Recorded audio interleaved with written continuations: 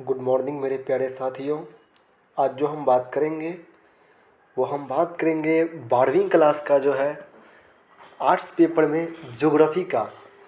इसमें जो है ज्योग्राफ़ी का क्वेश्चन जो आपको एग्ज़ाम में पूछा जाता है वो कहीं ना कहीं अधिकतर क्वेश्चन गेस पेपर से रहता है, लेकिन कुछ कुछ क्वेश्चन जो होता है वो गेस पेपर से हट के रहता है जो आपको एग्ज़ाम में नहीं मिल पाता है। और इसका कारण होता है कि आप पूरे में पूरे ऑब्जेक्टिव नहीं ला पाते हैं। इसी को देखते हुए हम जो इनका एनसीईआरटी की संग्रह, guess paper, book, model paper, question bank सभी को कंबाइंड करके एक ऑब्जेक्टिव का सेट बनाया है जो 600 क्वेश्चन का सेट है। 600 क्वेश्चन अगर आप पढ़ लीजिएगा तो मेरे ख्याल से आपको शायद ही कोई ऐसा सेट होगा जिसमें आपको 80% क्वेश्चन मिल जाएगा। यानी आपको जब पूछता है 70 क्वेश्चन तो 7 अट्ठे 56, यानी 55-56 तो आराम से उसी में से हूबहू मिल जाएगा। जबकि बनाना है आपको मात्र 35। तो आप इस वीडियो को स्किप नहीं कीजिएगा और पूरे अंत तक देखिएगा कि आपको जब एग्ज़ाम होगा तो इसी में से सारा का सारा क्वेश्चन रहेगा। इसलिए वीडियो को पूरा देखिएगा। और हाँ, ये भी देखिएगा जब अगर आपको समझ में नहीं आए तो कम से कम एक वीडियो को 2 बार देखिएगा ताकि आपको याद ही हो जाएगा। याद करने की ज़रूरत नहीं है। एक बात याद रखिएगा, याद करने से क्या होता है, याद करने में आपका ऊर्जा खर्च होगा और याद करने से आप 10 से 15-20 क्वेश्चन याद कर सकते हैं। उसके बाद क्या होता है कि आपको याद करने में काफ़ी समय लग जाती है। लेकिन इस वीडियो को अगर आप 2 बार देख लीजिएगा, यानी 1 घंटे की अगर वीडियो होगा तो 2 घंटा अगर देख लीजिएगा आप सोते वक्त में भी, तो आपका पूरा अपने आप याद हो जाएगा। याद करने की ज़रूरत नहीं होगी, क्योंकि आप देखते होंगे कि आज गाँव घर में कोई भी जब गीत संगीत सुनते हैं तो सुनने से अधिक याद होता है। इसलिए सुनने का प्रयास कीजिए और सुन करके याद कीजिए। चलिए तो शुरू करते हैं आज की क्लास। और क्लास शुरू करने से पहले एक बात बोल देंगे, अगर चैनल पे अगर आप नए होंगे तो सब्सक्राइब ज़रूर कर लीजिएगा और शेयर ज़रूर कीजिएगा अपने दोस्तों में, मित्रों में, ताकि किसी का फ़ायदा हो सके, क्योंकि ज्ञान बांटने की चीज़ होती है।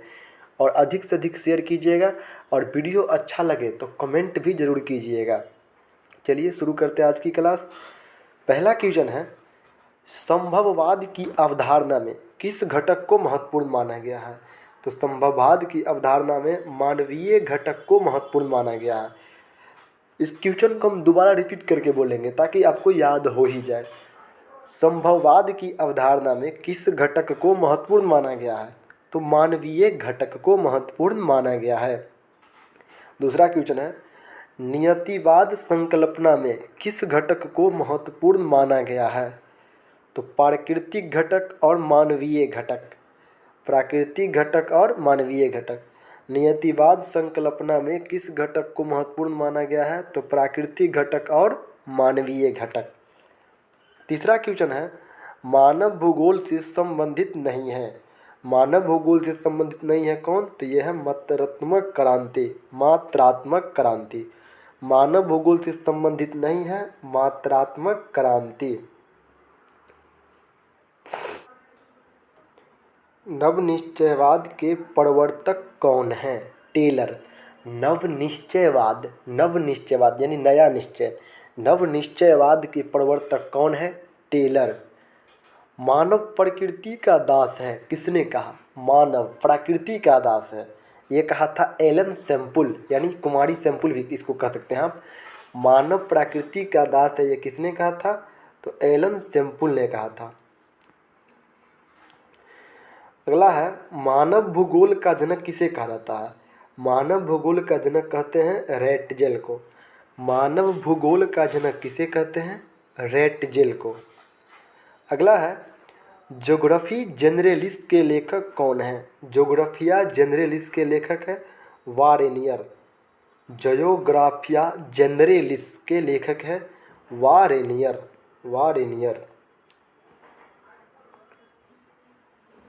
एंथ्रोपोज्योग्राफी नामक पुस्तक किसने लिखा? रैटजेल। एंथ्रोपोज्योग्राफी नामक पुस्तक लिखा रैटजेल। संभववाद शब्द का प्रयोग सर्वप्रथम किस फ्रांसीसी विद्वान ने किया या दिया? तो लुसियन फैब्रे। संभववाद शब्द का प्रयोग सर्वप्रथम किस फ्रांसीसी विद्वान ने दिया या किया? तो लुसियन फैब्रे। लुसियन फैब्रे एक नाम था, यह फैब्रे आप याद रखिएगा। मानव भूगोल क्रियाशील मानव और अस्थायी पृथ्वी के परिवर्तनशील संबंधों का अध्ययन है। किसने कहा? टेलर। मानव भूगोल क्रियाशील मानव और अस्थायी पृथ्वी के परिवर्तनशील संबंधों का अध्ययन है। किसने कहा? टेलर। किसने कहा? टेलर। याद रखिएगा मित्रों, सभी याद रखिएगा कि ये पहली क्लास है और अब जो है आपको हर 3 दिन पर हम बता देंगे, आपको टेलीग्राम का नया चैनल बनाएंगे फिर से। उस टेलीग्राम पर हर 3 दिन पर आपको ज्योग्राफी का अलग से टेस्ट होगा। ज्योग्राफी का भी टेस्ट होगा, होम साइंस का भी टेस्ट होगा, पॉलिटिकल साइंस का भी टेस्ट होगा, इंग्लिश का भी टेस्ट होगा, हिस्ट्री का टेस्ट सप्ताह में 1 दिन होगा, क्योंकि जो हार्ड है उसका 2 दिन और जो हल्का है थोड़ा, जो रुचि वाला विषय है उसका 1 दिन, क्योंकि हिस्ट्री हर इंसान को हल्का लगता है। और आगे दिन में सब्जेक्टिव का भी हम व्याख्या करेंगे। व्याख्या करने और लिखने का तरीका हम बता देंगे। सब्जेक्टिव का क्या करेंगे? व्याख्या, यानी आपको समझा ही देंगे कि ये कैसे आपको पढ़ करके हल करना है। ठीक है, चलिए आगे देखते हैं इसमें। और अब धीरे धीरे इसमें क्या करते हैं, इसी चैनल पे अब मैथ का भी ऑब्जेक्टिव का क्लास होगा, जिसका टेस्ट होगा हर सप्ताह में 2 दिन होगा और पूरी व्याख्या सहित एकदम जड़ से शुरू करेंगे। बल्कि अब चैनल पे बने रहें और एकदम आराम से बने रहे, टेंशन मत लीजिए। चलिए ठीक है, आगे देखते हैं।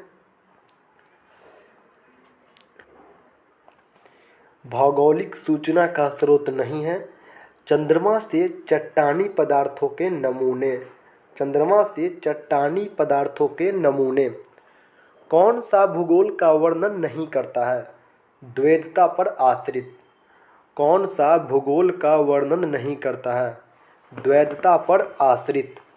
आधुनिक मानव भूगोल का जनक कौन है? फ्रेडरिक रैटजेल। आधुनिक मानव भूगोल का जनक कौन है? फ्रेडरिक रैटजेल। नियतिवाद के विचारक कौन थे? इकॉन्ट, हम्बोल्ट और रीटर। नियतिवाद के विचारक थे इकॉन्ट, हम्बोल्ट और रीटर। कौन सा लोगों और पर्यावरण के बीच अन्योन्य क्रिया का सर्वाधिक महत्वपूर्ण कारक है? मानव बुद्धिमत्ता। कौन सा लोगों और पर्यावरण के बीच अन्योन्य क्रिया का सर्वाधिक महत्वपूर्ण कारक है? मानव बुद्धिमत्ता। भूगोल का जनक माना जाता है कौन सा देश? तो यूनान। भूगोल का जनक यानी भूगोल कहाँ जन्म हुआ था? भूगोल का यूनान में। रुको और जाओ निश्चयवाद की संकल्पना किसने दिया? टेलर। रुको और जाओ, रुको और जाओ का संकल्पना किसने दिया था? टेलर। टेलर को गर्फिथ टेलर भी कहते हैं, जी टेलर, याद रखिएगा। व्यवहारिक भूगोल राजनैतिक, भौगोलिक, आर्थिक भूगोल अथवा सामाजिक भूगोल कौन सा भूगोल का उपक्षेत्र है? तो मानव भूगोल। व्यवहारिक भूगोल, राजनैतिक भूगोल, आर्थिक भूगोल अथवा सामाजिक भूगोल कौन सा भूगोल का उपक्षेत्र है? तो ये मानव भूगोल का उपक्षेत्र है, मानव भूगोल का। मेक्सिको में स्थानांतरित कृषि की प्रथा को क्या कहते हैं? तो क्या कहते हैं? मिलिया। मिलिया या मिल्पा होगा। मेक्सिको में स्थानांतरित कृषि को प्रथा को कहते हैं मिलिया, कहीं कहीं मिल्पा भी रहते हैं।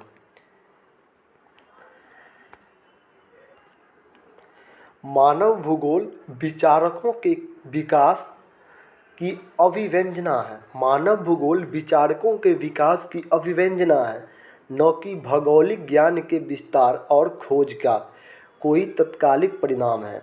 परिभाषा किसने दिया? तो विडाल डी ला बलास, यानी याद रखिएगा बलास।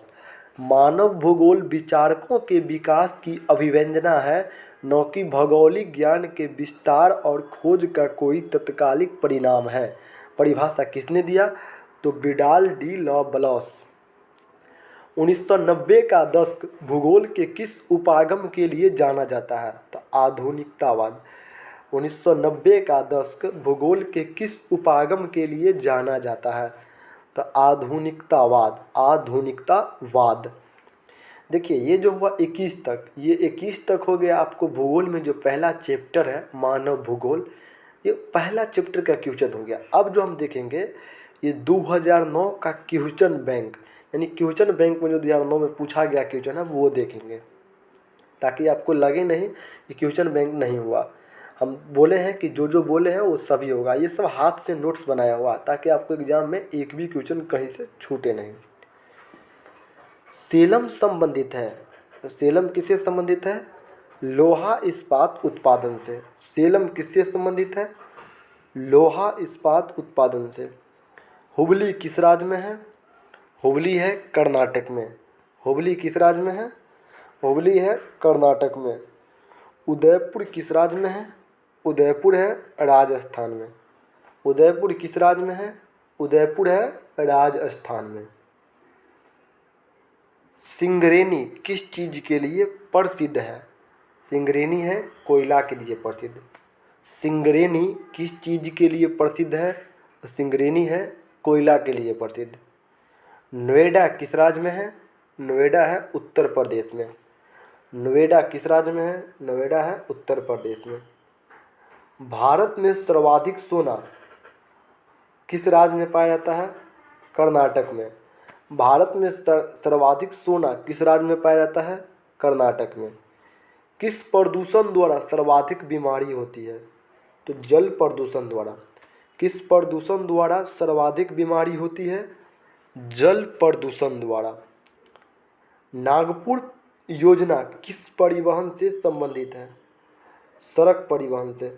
नागपुर योजना किस परिवहन से संबंधित है? सड़क परिवहन से। जननांगी संक्रमण किसने दिया? जननांगी संक्रमण दिया नोए स्टीन। जननांगी संक्रमण किसने दिया? नोए स्टीन। गेहूँ, गन्ना, कॉफ़ी और चुकंदर में खाद्य फसल है। इसमें खाद्य फसल है गेहूँ।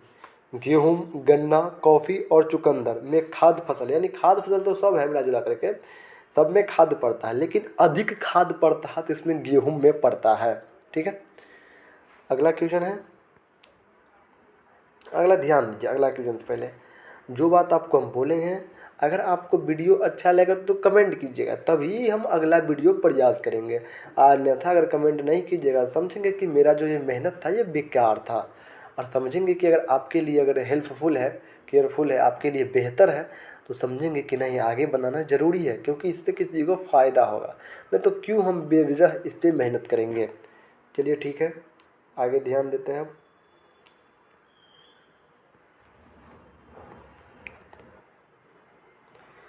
कौन एक भूमि उपयोग समवर्ग में नहीं है?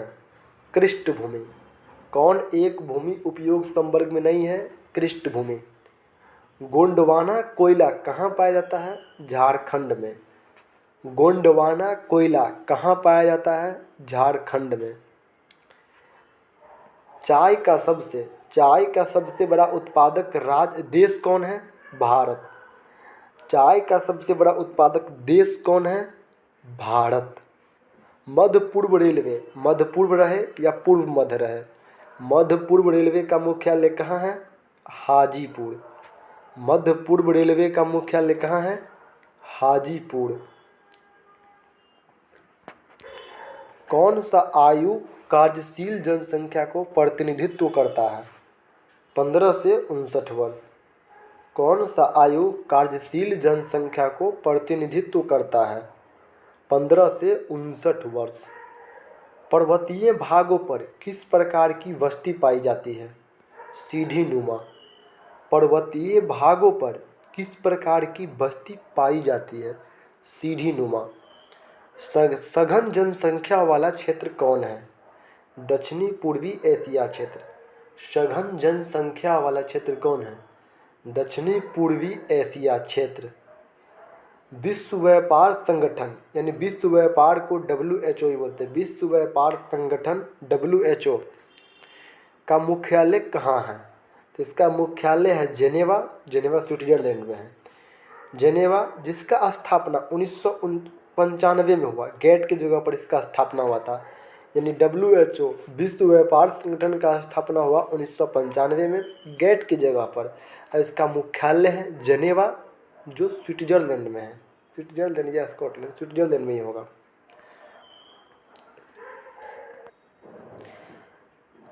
क्षेत्रफल की दृष्टि से भारत का सबसे बड़ा राज्य कौन है?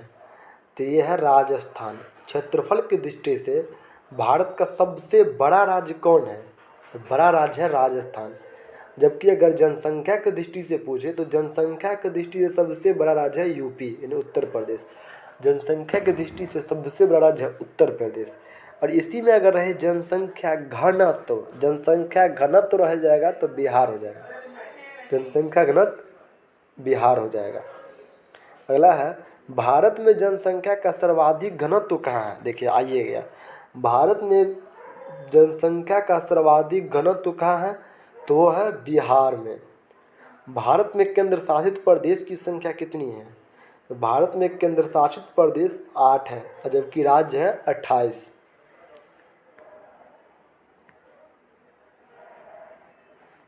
रबर किस प्रकार की कृषि उपज है? तो रबर जो है भूमध्य सागरीय कृषि उपज है। रबर किस प्रकार की कृषि उपज है? रबर भूमध्य सागरीय कृषि उपज है। भारत की सबसे लंबी नदी कौन है? तो भारत की सबसे लंबी नदी है गंगा। भारत की सबसे लंबी नदी कौन है? गंगा, जो भारत की सबसे पवित्र नदी भी है। वो पटना भी गंगा नदी किनारे है। और अगर भारत की सबसे चौड़ी नदी पूछ ले, चौड़ी, तो वो हो जाएगा ब्रह्मपुत्र। भारत की सबसे चौड़ी अगर पूछ ले तो ब्रह्मपुत्र।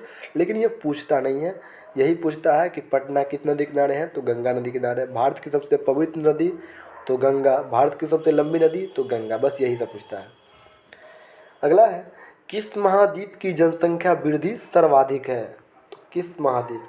तो अफ्रीका महाद्वीप की जनसंख्या वृद्धि सबसे अधिक है। किस महाद्वीप की जनसंख्या वृद्धि सबसे अधिक है? तो अफ्रीका महाद्वीप की जनसंख्या वृद्धि सबसे अधिक है, जो काला महाद्वीप भी कहा जाता है। अफ्रीका को काला महाद्वीप कहते हैं, इसलिए अफ्रीका के इंसान अधिकतर काले काले मिलते हैं आपको। लेकिन अब वैसे वेस्ट इंडीज़ काला मिलता है, लेकिन अफ्रीका में भी काला मिलता है। सोलापुर किस उद्योग के लिए जाना जाता है? सोलापुर जाना जाता है सूती वस्त्र उद्योग के लिए। सोलापुर किस उद्योग के लिए जाना जाता है? सोलापुर जाना जाता है सूती वस्त्र उद्योग के लिए। सूती वस्त्र उद्योग के लिए।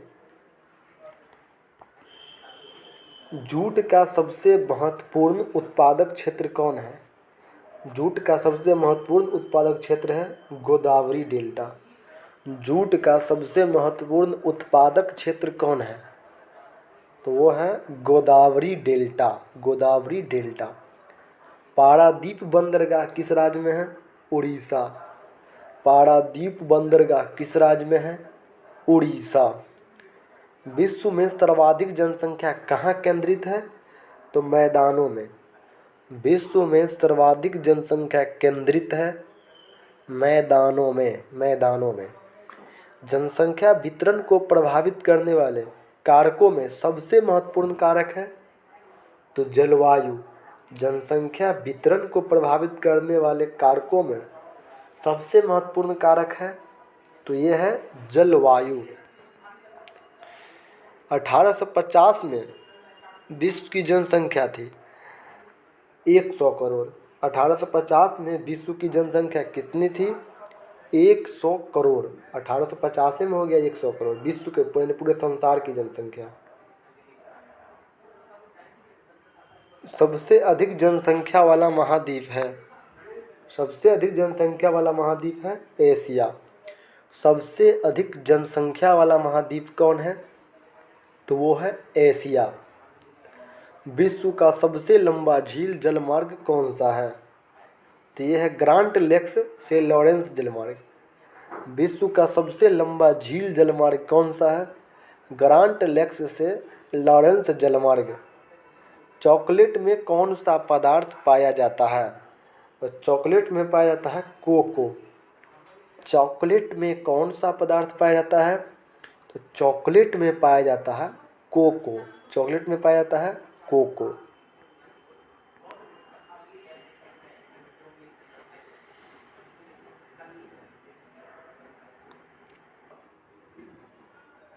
भारत को इंटरनेट की सुविधा कब प्राप्त हुई? तो भारत को इंटरनेट की सुविधा 1998 में प्राप्त हुई। भारत को इंटरनेट की सुविधा कब प्राप्त हुई? तो भारत को इंटरनेट की सुविधा 1998 में प्राप्त हुई। मोहाली सॉफ्टवेयर तकनीकी पार्क कहाँ है? तो चंडीगढ़ में। मोहाली सॉफ्टवेयर तकनीकी पार्क कहाँ है? तो ये है चंडीगढ़ में। विजयनगर इस्पात केंद्र कहाँ है? विजयनगर इस्पात केंद्र है कर्नाटक में। विजयनगर इस्पात केंद्र कहाँ है? विजयनगर इस्पात केंद्र है कर्नाटक में। दुर्ग लौह अयस्क उत्पादक क्षेत्र कौन है? छत्तीसगढ़। दुर्ग लौह अयस्क उत्पादक क्षेत्र कौन है? तो ये है छत्तीसगढ़।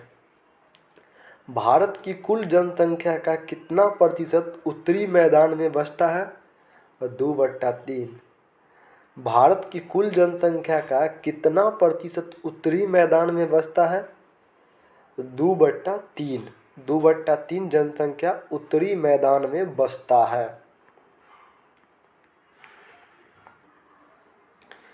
विश्व का सबसे बड़ा तृतीय क्रियाकलाप कौन है? तो विश्व का सबसे बड़ा तृतीय क्रियाकलाप है पर्यटन। विश्व का सबसे बड़ा तृतीय क्रियाकलाप कौन है? विश्व का सबसे बड़ा तृतीय क्रियाकलाप है पर्यटन। मसाई क्या है?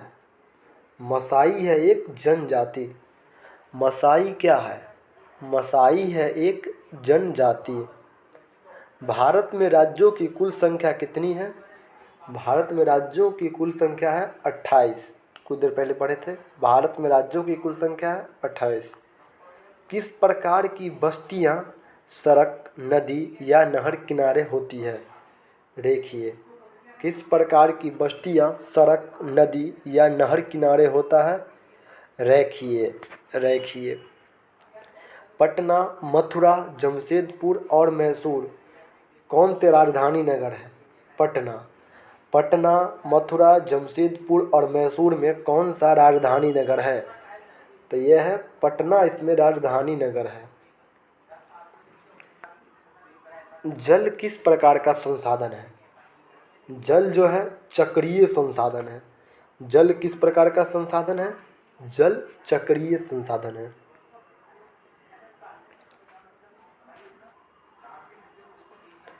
भारतीय रेल प्रणाली कितने मंडलों में बंटा हुआ है? इसमें 16 दिया गया है, लेकिन 16 नहीं है, अब 18 हो गया। अब 18 हो गया। भारतीय रेल प्रणाली 18 मंडल में बंटा हुआ है। मेगानगर की जनसंख्या है। मेगानगर की जनसंख्या होती है 50 लाख से कम। मेगानगर की जनसंख्या होती है 50 लाख से कम। अलास्का के पठार की ऊंचाई कितनी है? अलास्का के पठार की ऊंचाई है 900 मीटर। अलास्का के पठार की ऊंचाई कितनी है? तो ये है 900 मीटर। 900 मीटर मात्र। विरल जनसंख्या वाला क्षेत्र नहीं है दक्षिणी पूर्वी एशिया। विरल जनसंख्या वाला क्षेत्र नहीं है दक्षिणी पूर्वी एशिया। कालाहारी मरुस्थल में कौन सी जनजाति निवास करती है? बुशमैन। कालाहारी मरुस्थल में कौन सी जनजाति निवास करती है? बुशमैन।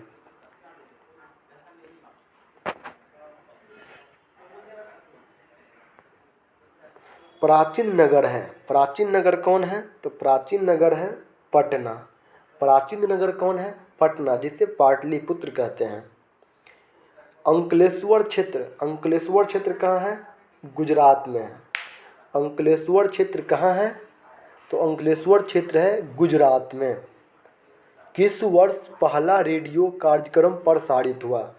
पहला रेडियो कार्यक्रम 1923 में। कहीं कहीं 1927 रहेगा, 36 रहेगा, लेकिन आपको बस ये याद रखना है कि पहला रेडियो कार्यक्रम 1923 में प्रसारित हुआ। शुष्क कृषि में कौन सी फसल नहीं बोई जाती है? तो गन्ना। शुष्क कृषि में कौन सी फसल नहीं बोई जाती है? गन्ना। नवनिश्चयवाद के प्रवर्तक कौन है? नवनिश्चयवाद के प्रवर्तक है वही अपना टेलर जी। नवनिश्चयवाद के प्रवर्तक कौन है? टेलर।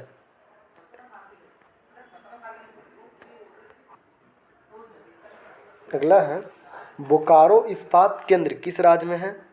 बोकारो इस्पात केंद्र है, ये भी झारखंड में है। बोकारो इस्पात केंद्र कहाँ है? झारखंड में। भारत में विश्व की कुल जनसंख्या का कितना % लोग बसते हैं? तो ये 16% लोग बसते हैं। भारत में विश्व की कुल जनसंख्या का कितना % लोग बसते हैं? तो ये 16% लोग भारत में बसते हैं पूरे विश्व के जनसंख्या का। ठीक है, याद रखिएगा, ये बात याद रखिएगा, कमेंट करना नहीं भूलिएगा और कमेंट में अपना नाम ज़रूर लिखिएगा ताकि हम उनको उस नाम से यहाँ संबोधित कर सकें कि आपको ये क्वेश्चन में दिक्कत है। अगर इसमें क्वेश्चन में किसी में लगे डॉट है वो ज़रूर आप टेलीग्राम पे मैसेज कर दीजिएगा या इसमें भी यूट्यूब पर भी कमेंट कर दीजिएगा। और कोई क्वेश्चन में आपको दिक्कत है या कोई सजेशन हो आपका कि नहीं ये वीडियो पढ़ाइए या ये चलाइए, तो आप सजेशन भेज दीजिएगा, उस पर हम वीडियो बना करके फिर से प्रोवाइड करवा देंगे आपको। ठीक है, चलिए देखते हैं आगे।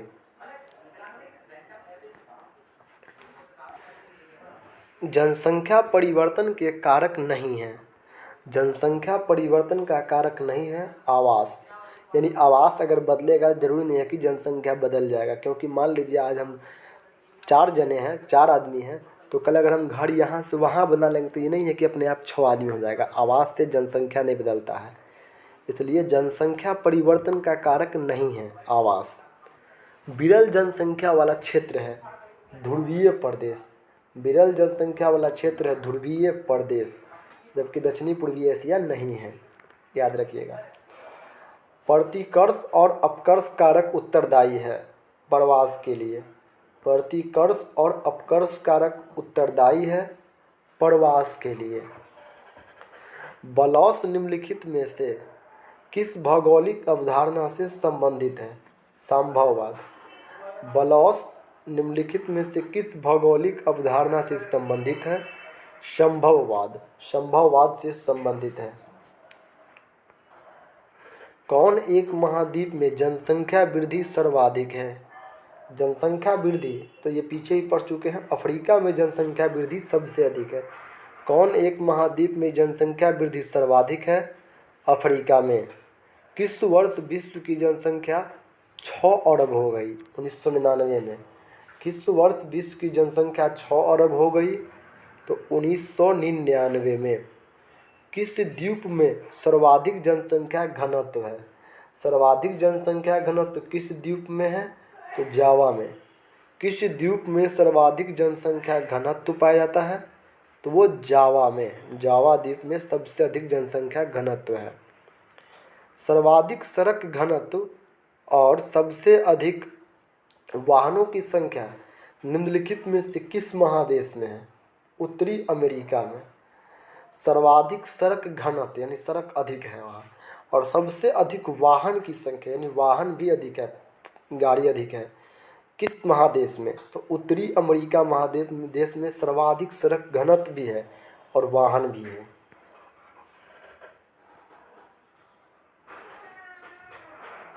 वितरण को प्रभावित करने वाले कारकों में सबसे महत्वपूर्ण कारक कौन सा है? तो यह है जलवायु।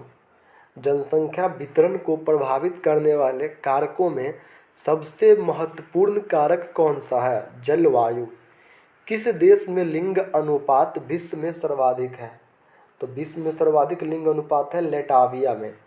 लेटाविया अगर नहीं रहे तो नेपाल दे दीजिएगा, अगर नेपाल रहे ऑप्शन। लेटाविया अगर नहीं रहे तब लेटाविया तो नेपाल, लेटाविया पहले देना है।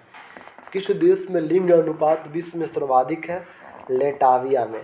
जैसे अगर भारत में अगर जनसंख्या घनत्व पूछा जाता है तो बिहार में सबसे अधिक है, लेकिन अगर बिहार ऑप्शन में न रहे तो वहाँ बंगाल लिया जाता है, ये बात याद रखिएगा। ठीक है,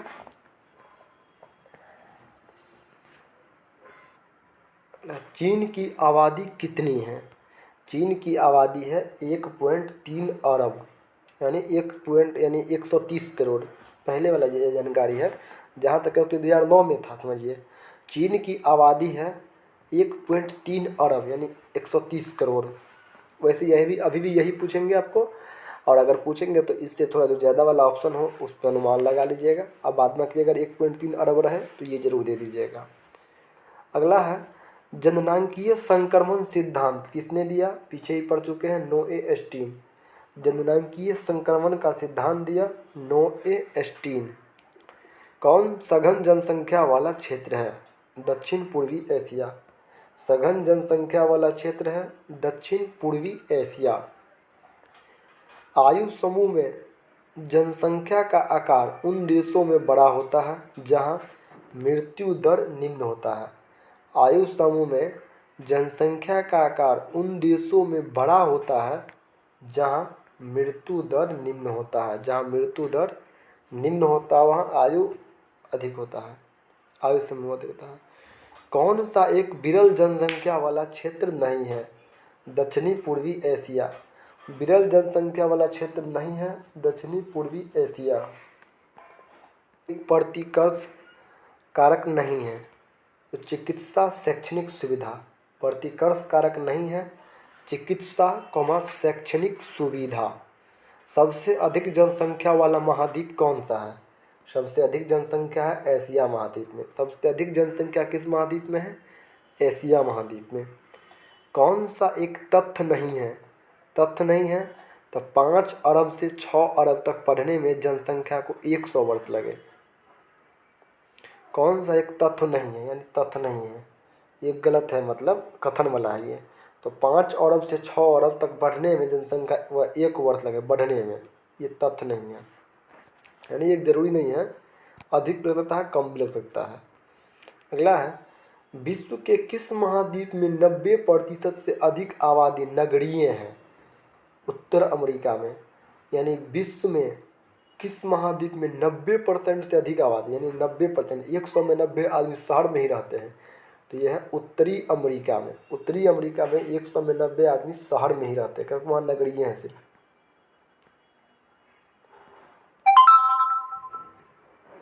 भारत में 1 हेक्टेयर कृषि भूमि पर कितने व्यक्ति आश्रित हैं? 5। भारत में 1 हेक्टेयर कृषि भूमि पर कितने व्यक्ति आश्रित हैं? 5 व्यक्ति आश्रित है उस पर। रूस को छोड़कर यूरोप के 40 स्वतंत्र देशों में सम्मिलित रूप से कितने लोग रहते हैं? 50 करोड़। रूस को छोड़कर यूरोप के, यानी यूरोप में जो रूस है, रूस के अलावा 40 गो देश यूरोप में हैं, उस पूरे देश में 40 देश में कितने लोग रहते हैं? 50 करोड़। जबकि मेरे बिहार में सिर्फ 10 करोड़ है। ये रूस को छोड़कर यूरोप के 40 स्वतंत्र देशों में सम्मिलित रूप से कितने जनसंख्या? 50 करोड़। समझिए 40 गो देश मिला के 50 करोड़, हमारे बिहार में 10 करोड़ है। भारत की वार्षिक जनसंख्या वृद्धि दर कितनी है? तो भारत में वार्षिक जनसंख्या वृद्धि दर है 1.7%। 1.7%। भारत की वार्षिक जनसंख्या वृद्धि दर है 1.7%। जर्मनी की वार्षिक जनसंख्या वृद्धि दर कितनी है? 0.1%। जर्मनी की वार्षिक जनसंख्या वृद्धि दर है 0.1%। यदि आप मानिए नहीं मानिए, आप यकीन कीजिए कि आप वीडियो को 2 से 3 बार सुन के देखिए, पूरे का पूरी 100% आपको याद करने की जरूरत नहीं है, पूरे चिपक जाएगा दिमाग में, निश्चित 100% गारंटी है। उसके बाद इसमें से अगर आपको टेस्ट लेंगे तो आप पूरे में पूरे नंबर निश्चित लाइएगा। इसलिए मानिए मेरे साथियों, मेरे मित्र, मेरे दोस्त, मेरे बच्चों, मानिए, इसको ज़रूर देखिए और इसमें जो कमियां रह गई हो उसको ज़रूर बताइएगा, क्योंकि कमी हर इंसान में होती है। कमियां ज़रूर बताइएगा, अच्छाई भी हो अच्छाई भी बताइएगा, जो भी हो ज़रूर बताइएगा। और अगर आप टेलीग्राम से जुड़ना चाहते हैं तो आप बता दीजिएगा, हम न्यूज़ चैनल प्रोवाइड करवाएंगे और उस पर टेस्ट हर 3 दिन पर, एक बुधवार को और एक संडे को 2 टेस्ट प्रोवाइड करवाएंगे, जिसमें टाइमिंग कर देंगे उस पर हम। ठीक है, धन्यवाद, मिलते हैं अगली वीडियो में। जय हिंद, जय भारत, जय वंदे मातरम, वंदे मातरम, जय बिहार, जय दरभंगा।